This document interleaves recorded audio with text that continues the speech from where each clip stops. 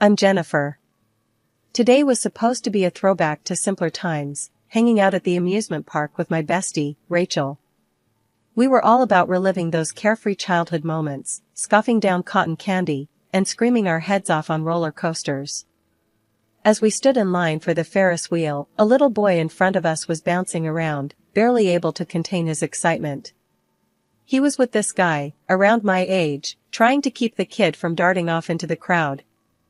"Liam, buddy, stay close, okay?" the guy said, his voice calm but firm.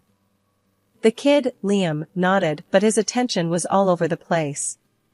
I couldn't help but smile. The scene was too familiar, reminding me of outings with my younger cousins. Rachel nudged me, whispering, "Hey, he's kinda cute, don't you think?"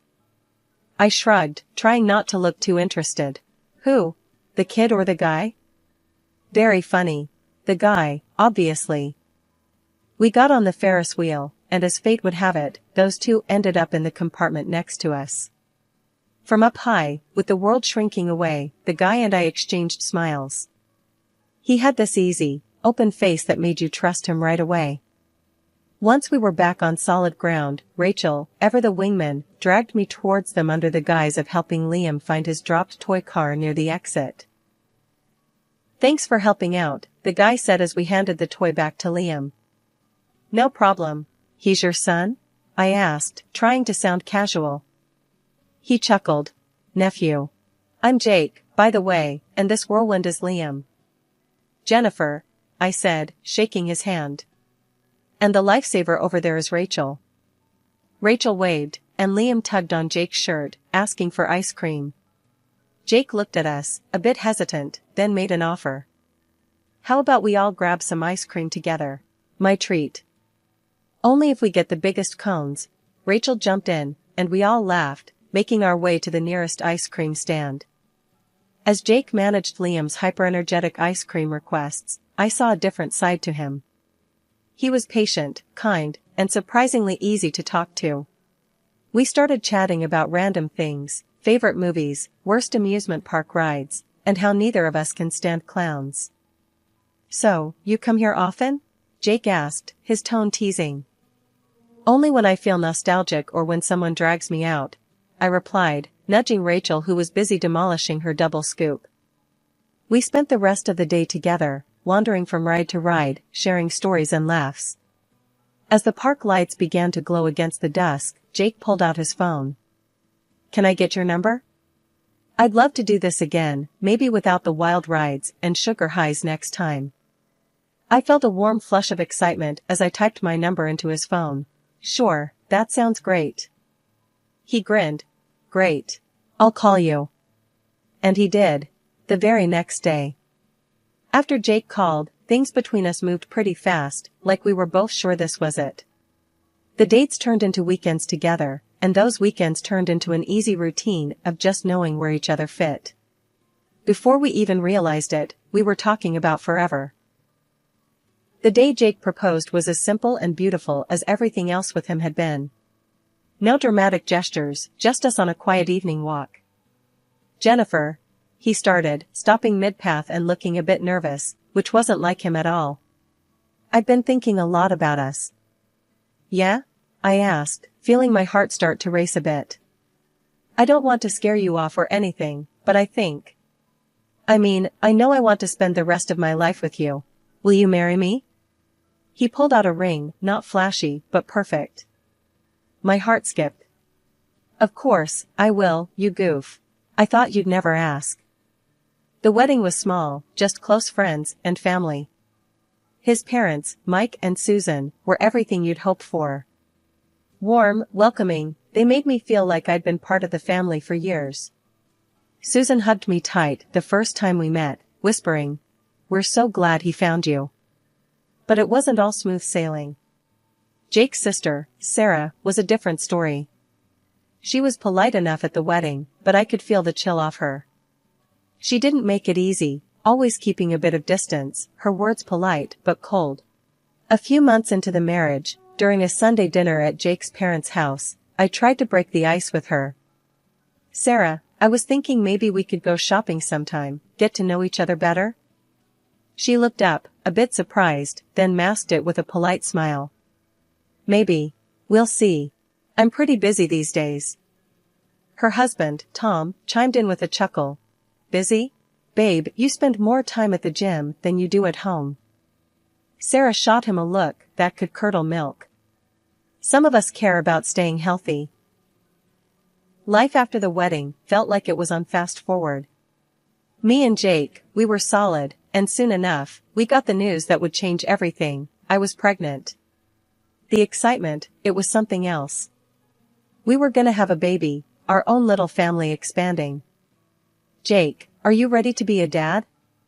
I joked one night as we sat on the couch, my feet in his lap while he read some or other manual on baby stuff. Are you kidding? I was born ready. This kid's gonna have the best dad ever. He shot back with a grin. Yeah, right.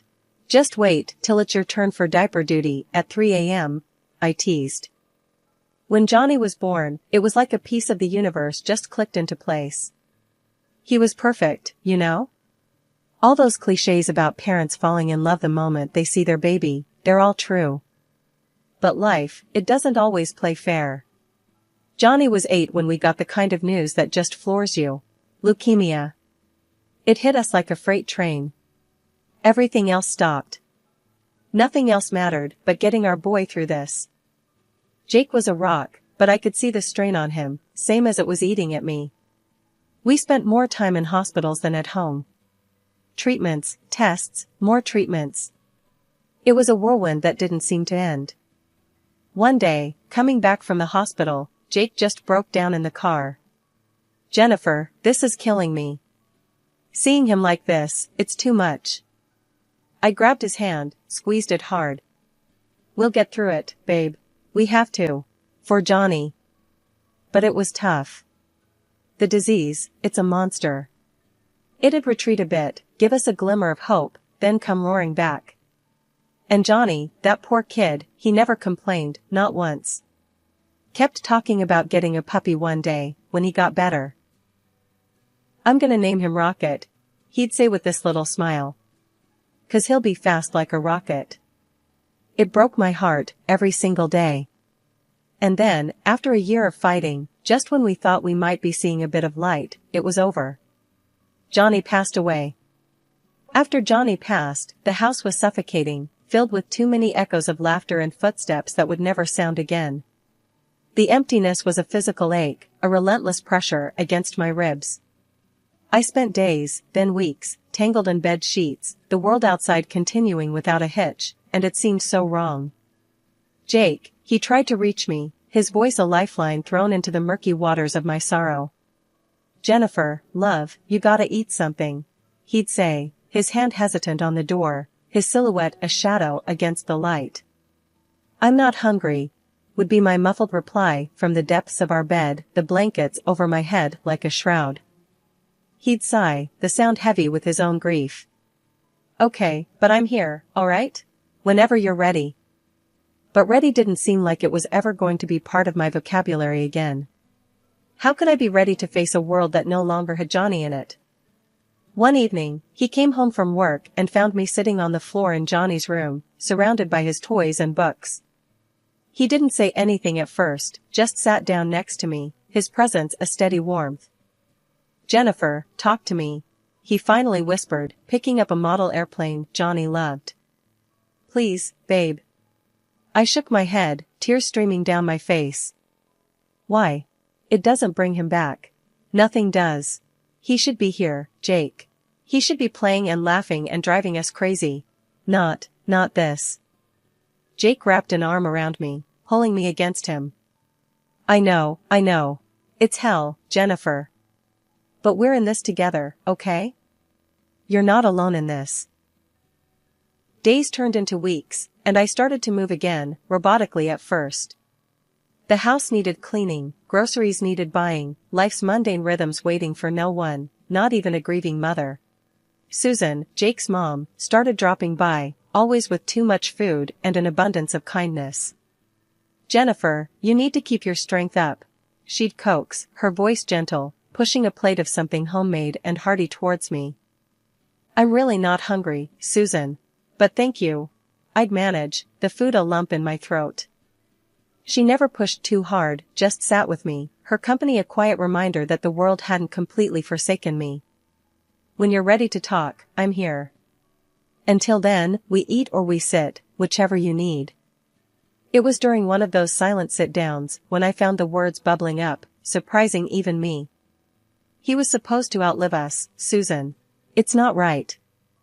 Her eyes, so like Jake's, filled with tears. No, it's not right. But it's what happened. All we can do now is live for him, make sure we remember the joy he brought us, not just the pain. Feels like betraying him, moving on. I admitted, the guilt a chokehold. It's not betraying him, Jennifer. It's honoring him. You think he'd want his mom this way, stuck and suffering? He'd want you smiling, laughing. Hard to imagine laughing ever again, I mumbled, the very thought of joy a betrayal in itself. She squeezed my hand. Maybe not today, or tomorrow. But you will, one day. And it'll feel like Johnny is laughing with you. Gradually, her words, Jake's unwavering support, they started to make a dent. The grief was still there, a vast ocean, but now I had boats in the form of family and friends, keeping me afloat, steering me towards a horizon that promised some semblance of peace. I started stepping outside, the sunlight harsh after so long in the dark. I returned to work, the routine a scaffold, holding me up, giving structure to days that otherwise blurred into one another. One afternoon, Jake found me in the garden, my hands deep in the earth, planting. Look at you, he said, a small smile breaking through. Never thought I'd see the day. Me neither, I replied, looking up at him through strands of hair matted to my forehead. But here I am. Yeah, here you are, he echoed, kneeling next to me, his hand over mine in the dirt. Together, always, right? Right, I nodded, and for the first time in a long time, it felt like maybe, just maybe, we could make it through. It had been a year since we'd lost Johnny. Jake and I were slowly finding our footing again, and somehow, life seemed to inch back towards a semblance of normality. One Sunday, his parents invited us over for a family dinner. It was supposed to be a regular gathering, or so I thought. We arrived at Mike and Susan's place around 6 p.m. Dinner was lively, with all the usual banter and the familiar, comforting smell of Susan's cooking. That's until Sarah and her husband Tom arrived. Jennifer, Jake, how's everything? Sarah asked as they walked in, her voice never quite reaching warm. We're getting by, Jake replied, giving me a quick squeeze on the shoulder. We all sat down to eat, the table laden with dishes that made my stomach growl, despite the undercurrent of tension. It was during dessert that things took a turn. Sarah, who'd been unusually quiet, suddenly put her fork down with a clink that drew everyone's attention. So, I've been thinking, she started, her eyes darting around the table, settling on me. Now that Johnny is gone, what are you planning to do with his education fund? The room went still. I felt Jake stiffen beside me, and Susan's eyes widened in shock. What did you just say? Jake's voice was low, dangerous. Sarah, unfazed, continued. The money Grandma set aside for Johnny. He won't need it, obviously. It could really help Liam with college next year. I couldn't believe what I was hearing. My face felt hot, my palms sweaty. Are you seriously asking this now, Sarah? Well, why not? It's practical. Money sitting there doing nothing doesn't help anyone, Jennifer. Jake was seething now. It's our money, Sarah. Grandma gave it to Johnny, which means it stays with us. End of story. But he's dead, Jake. Sarah's voice rose, sharp and cold. Why keep money for someone who's not here? That's enough, Mike interjected, his voice stern. You're out of line, Sarah. Tom tried to touch Sarah's arm, but she shook him off. What? We're all thinking it. I'm just the only one saying it out loud. No, you're the only one thinking it, I shot back, struggling to keep my voice steady. It's not just money, Sarah. It's the last thing his grandmother gave him, a part of her love for him. Love doesn't pay college fees, Jennifer. Be sensible. Sarah snapped back. Jake slammed his hand on the table, making the plates rattle. My sister or not, you're talking about my son. Our son. Show some damn respect. Tom finally spoke up, trying to calm the waters. Maybe we should discuss this some other time, not at the dinner table. Sarah scoffed, pushing her chair back. Whatever. When you all come back to the real world, let me know. Until then, enjoy living in your fantasy, where money grows on trees. She stormed out, with Tom following her, casting apologetic glances our way. There was a heavy silence after they left. Susan got up, her hands shaking as she started clearing the table. I'm so sorry, Jennifer. I don't know what's gotten into her. I shook my head, feeling numb. It's not your fault, Susan. I just can't believe she'd say that. Not now.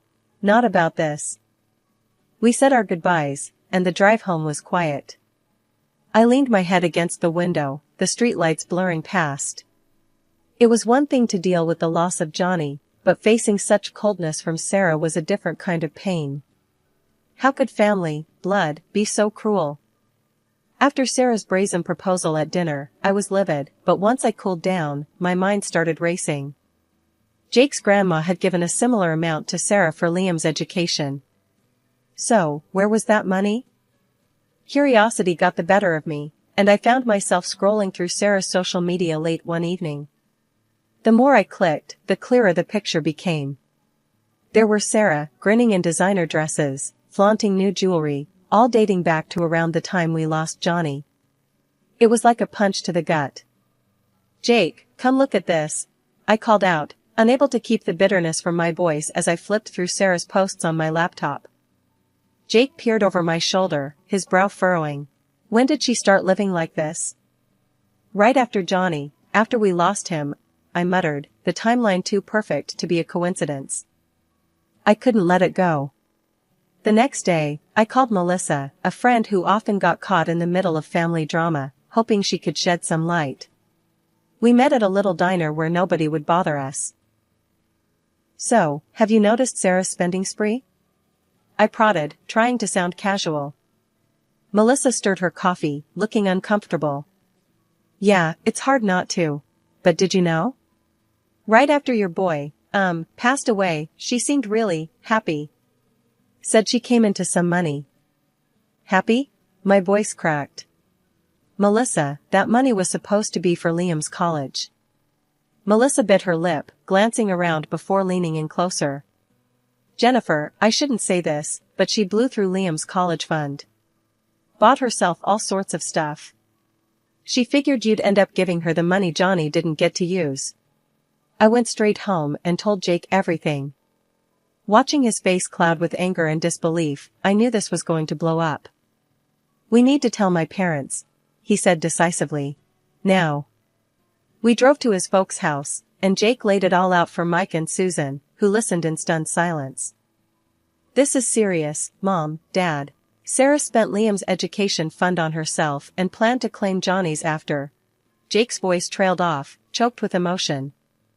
Susan covered her mouth, tears brimming in her eyes. Oh, my God. How could she?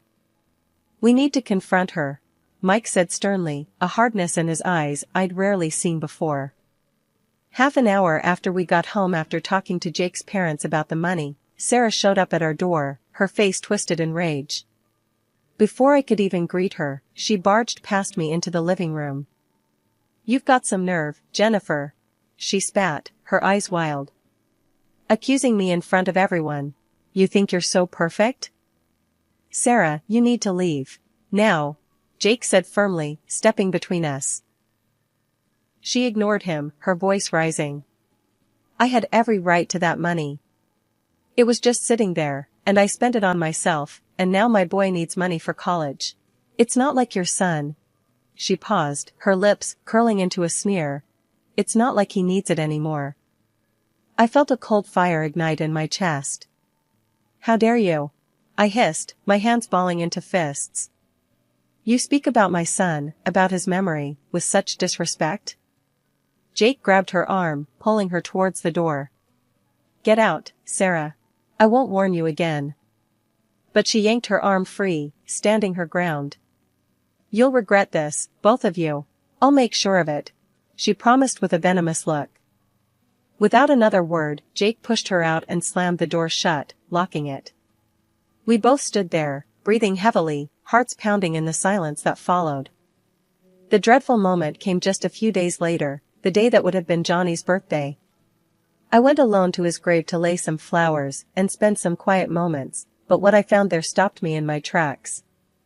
Johnny's grave was desecrated, the flowers trampled, the small mementos we'd left smashed and scattered.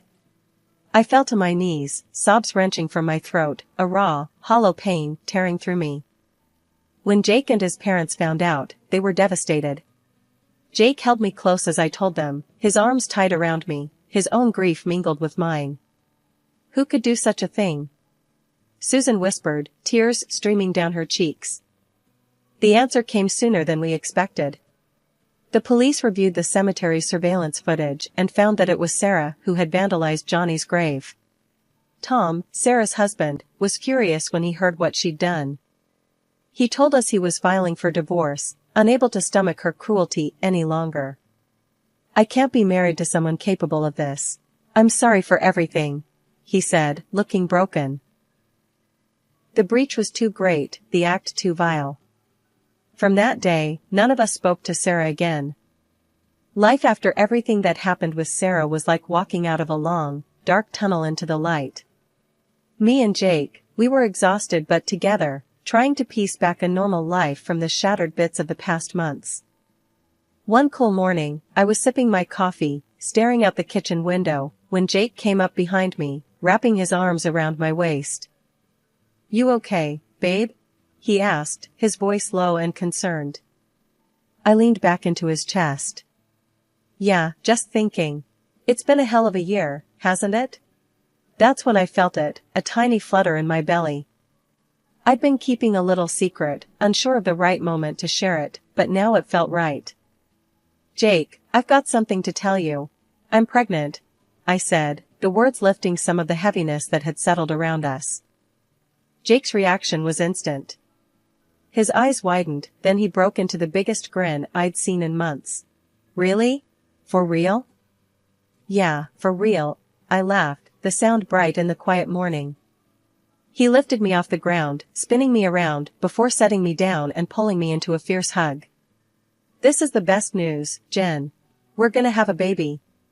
As the news settled in, we started planning. The spare room would need to be turned into a nursery, and there were a million things to buy and prepare. But more than the logistics, we talked about how we wanted to raise our new child, how we wanted to be his parents.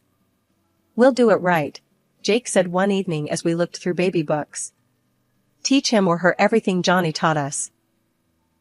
The pregnancy wasn't just a new beginning for us, it brought a new energy to everyone around us. Susan and Mike were over the moon, their excitement a balm on the still tender wounds left by Sarah's actions. Another grandchild to spoil, Susan would say, her eyes twinkling. And this one's gonna have the best guardians. Even Tom, who had been through his own storm, found solace in the joy of our growing family. It's a fresh start for all of us, he said one afternoon as he helped Jake fix up the nursery. Yeah, it is, Jake agreed, hammering away at a piece of stubborn furniture. We're putting the past behind us, for good. And we did just that. As my belly grew, so did our hope and our resolve to build a family filled with love and devoid of the shadows that had plagued us. When our daughter, Lily, was born, it felt like the first truly clear day after a relentless storm. Holding her in my arms, looking into her curious, bright eyes, I felt a peace I hadn't known in a long time. Welcome to the world, Lily, I whispered, her tiny hand gripping my finger. It's not perfect, but it's beautiful, and it's yours.